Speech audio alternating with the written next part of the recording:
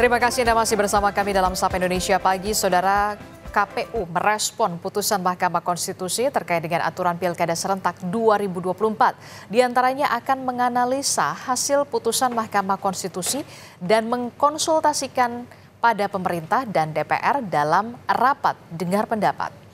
KPU akan mengambil 4 sikap atas putusan Mahkamah Konstitusi terkait dengan aturan Pilkada serentak.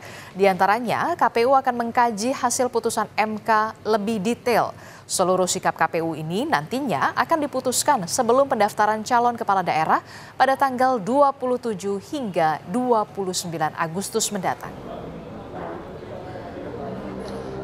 Kami akan mengkaji lebih detail lagi salinan putusan Mahkamah Konstitusi tersebut, lebih komprehensif lagi untuk memahami secara utuh persyaratan calon kepala daerah yang konstitusional pasca putusan Mahkamah Konstitusi.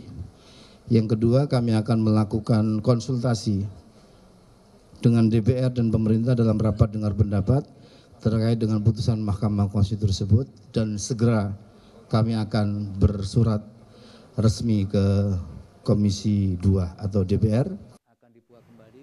Sebelumnya, Saudara, Mahkamah Konstitusi kemarin mengubah aturan terkait dengan syarat partai politik mengusung calon dalam pemilihan kepala daerah. MK menyatakan syarat ambang batas pencalonan kepala daerah 20% kursi DPRD atau 25% suara sah pemilu inkonstitusional.